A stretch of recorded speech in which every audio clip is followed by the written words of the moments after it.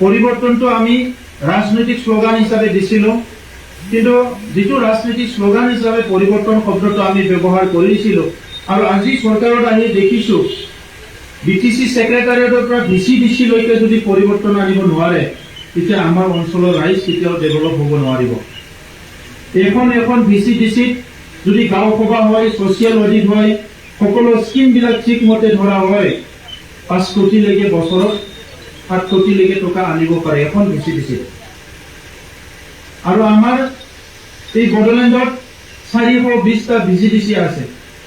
যদি আপুনি 5 কোটি কৰি টকা এখন ভিচিডিচিত আনিব পাৰে, বছৰত আপুনি চৰকাৰক মেমৰেণ্ডাম নিদিয়াকৈ, চৰকাৰক কোনো ধৰ্ণা ৰেলী নকৰাকৈ আমাৰ বড়োলেণ্ডত 1200 কোটি টকা আহিব বছৰত 1200 কোটি টকা। আৰু চাওক আপুনি MGNREGA আৰম্ভ হোৱাৰ পৰা আজিলৈকে এই বছৰখিনি যদি বছৰত আমি 1000 কোটি 500 কোটি এনেকা টকা আনিব পাৰিলো হয়, আজি বহুত ডেভেলপ হৈ গ'লহেঁতেন। কিন্তু আমি যিটো হিচাপ কৰি ওলালো, আমাৰ কোনোবা ভিচিডিচি 3 লাখ আনে, কোনোবাই 15 লাখ পায়, কোনোবা 50 লাখ পায়, কোনোবা কিন্তু 2.5 কোটিলৈকে পোৱা ভিচিডিচি আমাৰ বড়োলেণ্ডত আছে। তো সেইকাৰণে আমি প্ৰথম পদক্ষেপ লৈছো, এতিয়া 420টা ভিচিডিচি বড়োলেণ্ডত স্মাৰ্ট ভিচিডিচি হ'ব লাগিব। আৰু ইয়াৰ কাৰণে ভিচিডিচিৰ মানুহবিলাকক ট্ৰেইনিং দিয়া, আমাৰ ব্লকৰ বিষয়াসকলৰ লগত কমিউনিকেশ্যনটো ঠিক কৰা, পাব্লিকক মানে MGNREGA যে আঁচনিবিলাক এৱাৰনেছ দিব লাগে, ইয়াৰ অকল দম চাফা কৰা, ৰাস্তা বনোৱা, আৰ্ট ফিলিং এইটোৱে নহয়, টোটেল 268টা ইয়াত ডিফাৰেণ্ট আইটেম আছে এই MGNREGA।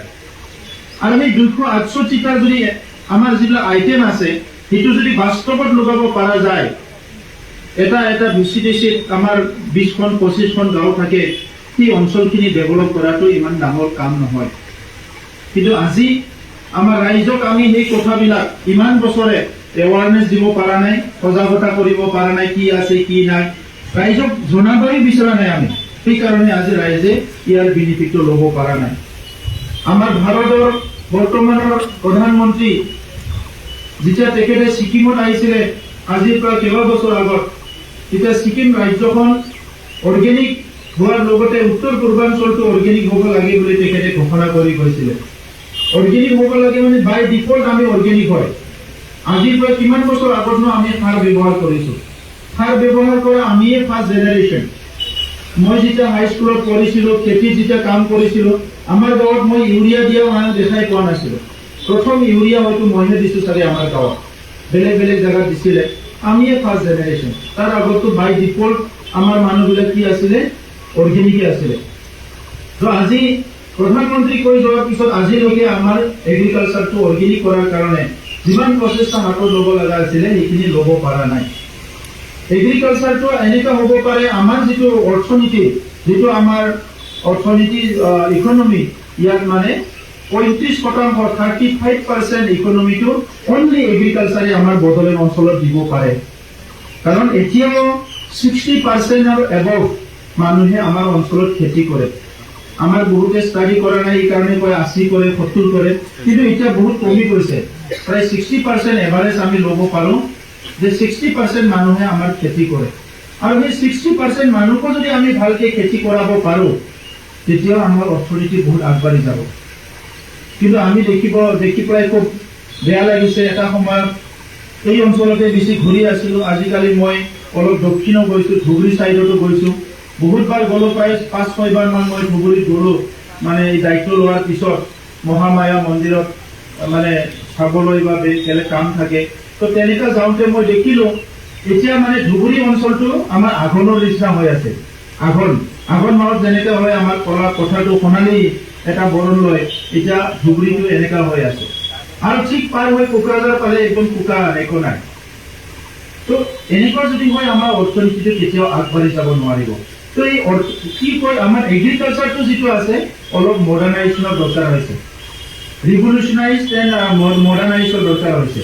আৰু এই মডাৰ্ণাইজটো কৰিবলৈ মানুহবিলাকে বহুতে কয় যে বৈজ্ঞানিক পদ্ধতিত খেতি কৰিব লাগে, বৈজ্ঞানিক একচুৱেলি পদ্ধতিটোনো কি সেইটো মানুহক সহজ কৰি তুলিব দিব পৰা নাই। আমাৰ শিক্ষা নীতিত কিছুমান কেৰুণ আছে, আমাৰ শিক্ষানীতিত কিছুমান কেৰণ আছে, সেইকাৰণে সায়েন্স সাবজেক্ট বুলি ক'লে ল'ৰা ছোৱালীয়ে ভয় কৰে। এইকাৰণে ভয় কৰে যে তাক ইজিলি চিম্পল মেথডত আমি বুজাই দিব নোৱাৰাৰ কাৰণে। আমাৰ ল'ৰা ছোৱালী মেথছ বুলি ক'লে ভয় কৰে, কাৰণটো হৈছে কি এইটো চিম্পল মেথডত আমি বুজাই দিব পৰা নাই। ঠিক তেনেধৰণৰ আজি আমি খেতিয়কসকলক বৈজ্ঞানিক পদ্ধতি বুলি কৈ পেলাই খেতি কৰক বুলি কয়, কিন্তু আমি বুজাই দিব নোৱাৰাৰ কাৰণে খেতিয়কজন মানে কনফিউজ হৈ যায়, মানে বৈজ্ঞানিক পদ্ধতিত খেতি কৰিব লাগে মানে বহুত কিবা কিবি নেকি। আমাৰ খেতিয়কসকলক বৈজ্ঞানিক পদ্ধতিতে কৰি আছে, কিন্তু এইটো অলপ মডাৰ্ণাইজ কৰিব লাগে। আমাৰ ট্ৰেডিচনেলি সাইন্টিফিকেলি এণ্ড ট্ৰেডিচনেলি কৰি আছে আমাৰ মানুহবিলাক। আমাৰ দেউতাহঁতে আগতে কি কৰিছিলে, গুটিবিলাক ৰাখিবৰ কাৰণে বীজবিলাক এইটো মানে বামিবিলাক খাই পেলাই বেৰাত মাৰি থৈ দিছিলে। এই বেৰাত মাৰি পেলাই যেতিয়া বতৰ আহে তেতিয়া বেৰাৰ পৰা ওলাই যায়, গুটিটো আকৌ সিঁচি দিয়ে, ইয়াৰ পৰা আকৌ বামি ওলাই আহে। এইবিলাক তো এইবিলাকে মানে ট্ৰেডিচনেল ৱে আছিলে, বহুত চিম্পল আছিলে। তাত কোনো প্ৰিজাৰ্ভেটিভ দিব নালাগে, ঔষধ দিব নালাগে, আৰু ইমান দামো দিব নালাগে। চাওক এতিয়া আমি কিমান দাম দি পেলাই বীজ কিনি আছো, কিন্তু আমাৰ বড়োলেণ্ডতে ককিলাবাৰীত চেণ্ট্ৰেল চিড ফাৰ্ম আছে, যাৰ মেচিন টেচিন বিলাক আগৰ চৰকাৰে কিনি পেলাই খাই পেলাই গুচি গ'ল। বিৰাট ডাঙৰ ৬,০০০ বিঘা মাটিৰ এটা চিড ফাৰ্ম আছে। তো আমি ২ বছৰৰ ভিতৰত এই চিড ফাৰ্মটো পুনৰ জীৱিত কৰিবলৈ আমি জীৱন মৰণ দি লাগি আছো। এতিয়া আমাৰ বড়োলেণ্ডে আমি ২ বছৰৰ পিছত বীজ সাপ্লাই দিম বাহিৰৰ কাৰণে, কিন্তু আমি ইয়াত লাগি আছো। তো এতিয়া কথা হৈছে যে এই এগ্ৰিকালচাৰটো আমি মডাৰ্ণাইজ কৰিব বিচাৰিছো, যাতে MA পাছ কৰা BA পাছ কৰা ল'ৰা এজনক নাভাবে যে এইটো মানে কি কয় এইটো অশিক্ষিত মানুহৰ কাম বুলি যাতে নাভাবে। কাৰণ পাঞ্জাব হাৰিয়ানা বাহিৰত যোৱাৰ লগে লগে আপুনি অন্ধ্ৰপ্ৰদেশ য'তে যাওক, তাত খেতিটো কোনোবা অশিক্ষিত মানুহে কৰা নাই, শিক্ষা দীক্ষা লোৱা মানুহে কৰি আছে।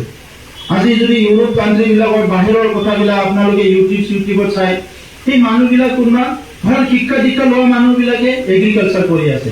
কিন্তু আমাৰ ইয়াত এতিয়া কি হৈছে, এতিয়াও এগ্ৰিকালচাৰটো যে এটা মানুহৰ জীৱিকা হ'ব পাৰে, আমাৰ যে অৰ্থনীতি হ'ব পাৰে, এইটো যে ডাঙৰ এটা মানে হিউমেন চিভিল ছ'চাইটিক ছাপোৰ্ট কৰা হ'ব পাৰে, কি ভাল খাদ্য খুৱাই পেলাই, সেইটো লেভেলত যোৱা নাই। আমাৰ চাকৰি লাগে, চাকৰি লাগে, চাকৰি লাগে, চাকৰি লাগে। কিন্তু চাকৰিৰ মাৰ্কেটখন চবে জানে। চাকৰি কিমানজন থাকিব, এটা অফিচত 10-15জন 20জন মানুহ থাকে, এই 10-15জন মানুহে গোটেই মানুহ চম্ভালিব লগা হয়। আমি চবে হিচাপটো গমেই পাইছো, আমাৰ চাকৰিয়াল এইখিনি হ'ব পাৰে। এতিয়া চবে জানিও যদি ইমানেই ভাবে যে চবে চাকৰি পাব লাগে, ক'ত পাব?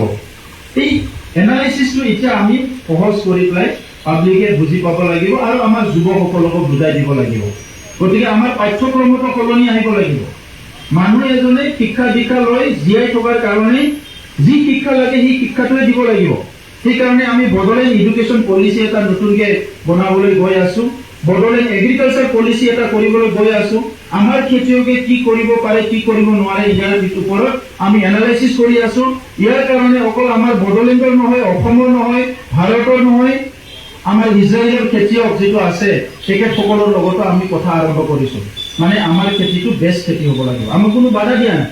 অসমৰ মুখ্যমন্ত্ৰী ডাঙৰীয়া আমাক কৈ দিছে টকা পইচাৰ কোনো অভাৱ নাই, কিন্তু মানুহবিলাকক কৰ্মমুখী কৰক। ইমান দিনে বহি বহি খালে মানুহবিলাকে কৰাপশ্যন কৰিলে, ইজি মানিৰ পিছে পিছে দৌৰিলে। এতিয়া কাম কৰক, কাম কৰিলে আমাৰো অৰ্থনীতিটো আগবাঢ়ি যাব। তো সেইকাৰণে আজি আমাৰ এটা ভাল সুযোগ আহিছে, যিখন ৰাজ্যৰ মুখ্যমন্ত্ৰীয়ে 24 ঘণ্টা কাম কৰে, ইয়াত আমাৰ বাকীখিনি মানুহ যদি 10 ঘণ্টাও ভালকে কাম কৰে, এই ৰাজ্যখন বহুত আগবাঢ়ি যাব। তো সেইকাৰণে এতিয়া আমি ইয়াৰ এটা ভাল সুযোগ ল'ব লাগে, আৰু এতিয়া আমি সম্পূৰ্ণভাৱে ফাৰ্ম মেকানাইজ কৰিব বিচাৰিছো। মই আজিৰ পৰা 5 বছৰ আগৰ পৰা আমাৰ ল'ৰাবিলাকৰ লগত কথা পাতি আছিলো, এটা এনেকুৱা যদি স্কোপ পাওঁ গোটেই মেকানাইজ কৰি দিব লাগিব, যাতে ৰাতিপুৱা ব্ৰাছ মাৰি লং পেণ্ট চলাৰ খুলি পেলাই সি পথাৰত যাব নালাগে। যি ড্ৰেছেদি আহে, জিন্স পিন্ধিছে, ট্ৰেকচুট পিন্ধিছে, জোতা পিন্ধিছে, সিটো দিয়ে পথাৰত যায়। ব্ৰাছ মাৰি উঠি ক'ব মই খেতি মানে হালখিনি মাৰি আহো, আৰামছে ট্ৰেক্টৰত বহি লৈ গ'ল, ট্ৰেক্টৰখিনি কৈ আহে। ৰাতিপুৱা উঠি সি আৰামছে ক'ব মা মোক চাহ দিয়া, কিবা দিয়া, পিঠা চিঠা যি আছে দিয়া, খাই পেলাই আৰামছে মানে মেচিনত বহি দিলে ধান কেইটা কাটি লৈ আহি নিজে মেচিনত। সেইটো কৰিলে অলপ মানুহখিনি কি হ'ব, আমাৰ ল'ৰাবিলাকৰ এতিয়া চান্স হ'ব। নহ'লে কোনে মানে নাঙলি দি হাল মাৰিব যাব। আগতে মোৰো এনেকুৱা হৈছিলে, ইমান কিলোমিটাৰ খোজ কাঢ়িব লাগে গৰুৰ পিছে পিছে, বহুত মানে কথা চিন্তা আহি থাকে। তো সেইকাৰণে এতিয়া মানে কি হ'ল, ইজি হৈ গ'ল, মডাৰ্ণাইজ হৈ গ'ল, মেকানাইজ হৈ গ'ল। ইয়াৰ সুবিধাটো ল'ব লাগে, কিন্তু আমি অলপ ট্ৰেইনিং ল'ব লাগিব। ট্ৰেইনিঙৰ ব্যৱস্থা আমাৰ এগ্ৰিকালচাৰ ডিপাৰ্টমেণ্টে কৰিব।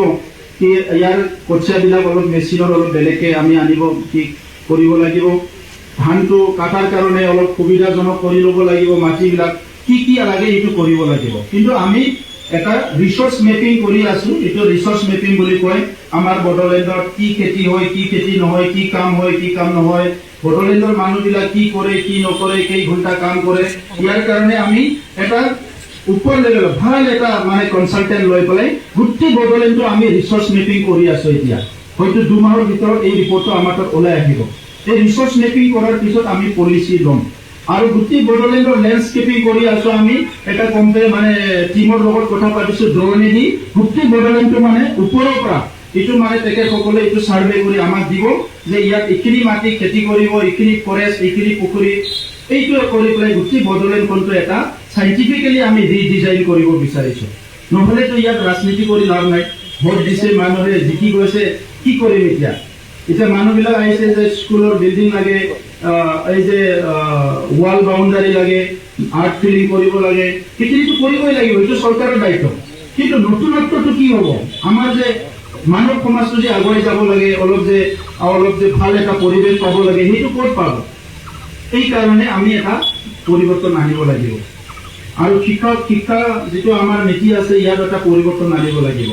তো সেইকাৰণে মই আৰু দীঘলীয়া ক'ব বিচৰা নাই, এইটো বিগিনিংহে। আৰু 2 বছৰৰ ভিতৰত কমপ্লিট 420টা যি ভিচিডিচি আছে এইটো মেকানাইজ হৈ যাব। আৰু আমাৰ প্ৰত্যেকটো ভিচিডিচি অফিসটো আমি ৰিডিজাইন কৰিব বিচাৰিছো। আৰু এইটো ওৱান ষ্টপ সলিউশন হ'ব।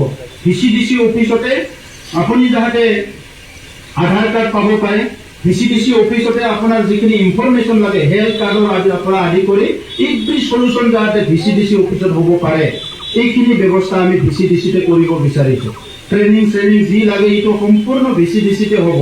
আৰু ইয়াৰ কাৰণে আমাৰ তাত বহুত স্কোপ আছে, খালি কাম কৰা মানুহ লাগে। সেইকাৰণে যিসকল এতিয়া ভিচিডিচি দিছে সেই সকলোকে ট্ৰেইনিং কৰা আৰম্ভ কৰাব লাগিব। ইয়াৰ কাৰণে কোনো আপোনাক পাৰ্মিশ্যন নালাগে, ট্ৰেইনিং কৰা আৰম্ভ কৰি দিয়ক। কোনোবা মানুহজন একদম বুজি নাপায়, তাকতো চেঞ্জ কৰি ল'ব লাগিব। ৰাজনীতিটো ডাঙৰ কথা নহয়, আমাক এতিয়া কাম লাগে। সেইকাৰণে বহুতে কৈছে মোক, ছাৰ এইজন মানুহ মোৰ মামা হয়, ইয়াক ট্ৰেন্সফাৰ নকৰিব, এইজন মানুহ লৈ আহিব লাগে, মোৰ খুৰা হয়। মই কৈছো খুৰা মামা দাদাৰ লগত কাম কৰিব অহা নাই, ৰাইজৰ সাৰ্ভিস কৰিব আহিছো। মোৰ ঘৰৰ হ'লেও মই ট্ৰেন্সফাৰ নকৰো, কিয় নকৰো? কোনোবা যদি কিবা ভুল কাম কৰিছে, থানাত গৈছে, মই নিজে ওলাবলৈ নাপাওঁ। আৰু মই কৰিলে মোকো ওলাব আহিব নালাগে। সিস্টেমটো আমি অলপ ৰেসপেক্ট কৰিব লাগে। ইমান দিনে সিস্টেমটো আমি একদম মুহুৰি পেলাইছো, হয়নে? অফিচাৰ মানে ৰাইট টাইমত ডিউটি নাহে, কোনে কি কৰি আছে একোই নাজানে, মানে কথাবিলাক ভালকে নাপাতে, মানে খংকে থাকে। কোনোবা অফিসত গ'লে ইনফৰমেশ্যনটো এনেকুৱা হয় যেনিবা তাৰ বেংক একাউণ্টটোহে বিচাৰিছো আমি, ছাৰ এইটো বস্তুটো কি বুলি ক'লে নকয়, মানে যেনিবা তাৰ বেংক একাউণ্টটো মানে কিমান পইচা আছে চাম, মই এনেকৈ খুজিছো। এইটো নহয়। এই অফিসবিলাক কি হ'ল, এইটো পাব্লিকৰ প্ৰপাৰ্টি, পাব্লিকৰ কাৰণে। সেইটো মানুহে বিচাৰিব নালাগে, তাৰ বাহিৰতে ৰেডি থাকিব লাগে। আমাৰ ব্লক অফিসত কি স্কিম চলি আছে তাৰ ৱালতে লাগি থাকিব লাগে। NRLM কিবা কিবি হেন তেন এইবিলাক সব ওপৰতে লাগিব থাকিব লাগে। আৰু অলপ মই আমাৰ ইয়াত বিজেপি UPPL সব নেতাবিলাকো আছে, মই সবকে অনুৰোধ কৰিছো অলপ মানে কি আজি অলপ চাফাই অভিযান অলপ ল'ব লাগে। আমাৰ অফিচাৰ সকলকো মই কৈছোৱে, যি অফিসত বহি আপুনি 60,000 দৰমহা পায়, ইয়াত যদি অলপ পইচা খৰচ কৰি যদি জংঘলখিনিও চাফা কৰি লয়, সেইখিনিতো অলপ ভাল লাগিব না। নিজৰ অফিসটো ইমান লেতেৰা কৰি পেলাইছে, গোটেই মানে অফিস কিবা কিবি একদম মানুহ যাবলৈ মন নাযায়। অলপ নিজে যিটো 12 ঘণ্টা য'ত বহিব আপুনি 8 ঘণ্টা, তাত এটা পৰিৱেশ থাকিব লাগিবতো। পৰিৱেশ যদি অলপ নাথাকে আপুনি কেনেকৈ বহিব? কাম কৰা মন নাথাকিব। ঘৰত যেতিয়া ৰুমবিলাকত একদম লেতেৰা হৈ আহে, আমাৰতো ঘৰত থাকি ভাল নালাগে। তেনেকুৱা অফিচৰো এনেকুৱা য'ত আপুনি ইমান সময় থাকিব, এইবিলাক অলপ ৰিফৰ্মেশ্যন, অলপ নতুনত্ব আনিব লাগিব। আৰু ইয়াৰ কাৰণে চবতো পইচা নালাগে, জংঘল দুটা কাটি দিওঁতে কি পইচা লাগে? তো সেইবিলাক অলপ ৰিভলিউচনাইজ অলপ কাম কৰিব লাগে, মই সেইটো অনুৰোধ কৰিছো। আৰু আজি এই শুভ দিনত এই কামটোত মই জড়িত হ'বলৈ পাই মই খুব আনন্দিত হৈছো। মই আমাৰ এগ্ৰিকালচাৰৰ EM ডাঙৰীয়া, আমাৰ CSD আৰু বিষয়াসকলক ধন্যবাদ জনাইছো এই পদক্ষেপটো লোৱাৰ কাৰণে। আৰু অনাগত দিনত তেখেতসকলে ইতিমধ্যে খুব মানে সিৰিয়াছলি কাম কৰি আছে। আৰু আমাৰ খেতিয়কসকলে অলপ মানে কি কৰিব লাগিব, যোগদান কৰিব লাগিব। আৰু মেচিনখিনি যোনে ইউজ কৰিব তেখেতসকলে যাতে এইটো নিজৰ হিচাপে ইউজ কৰে বুজিছেনে আমাৰ বহুত সময়ত কি হয় চৰকাৰী বস্তুটো আমাৰ এটা কনসেপ্ট আছে চৰকাৰী হলে এনে চৰকাৰী পইচা এনে চৰকাৰৰ বস্তু এনে নহয় এইটো আপোনাৰে বস্তু হয় বুজিছেনে এই কাৰণে বড়োলেণ্ডৰ এতিয়া সাপ্লাই হৈছিল বহুত বছৰ সাপ্লাই চেয়াৰ টেবল সাপ্লাই কিবা সাপ্লাই বহিবই নোৱাৰে এনে বস্তু বেলেগৰ বস্তু পইচা খাবলৈ কৰিছে গতিকে যি কৰে পাৰ্মানেন্ট কৰিব লাগে এই কাৰণে এই বস্তুবিলাক আমাৰ এতিয়া তামোলপুৰত ডিস্ট্ৰিক্ট হ'বলৈ গৈ আছে ইয়াত ষ্টেডিয়াম হ'বলৈ গৈ আছে কোল্ড ষ্টৰেজ বনাবলৈ গৈ আছো মেডিকেল কলেজ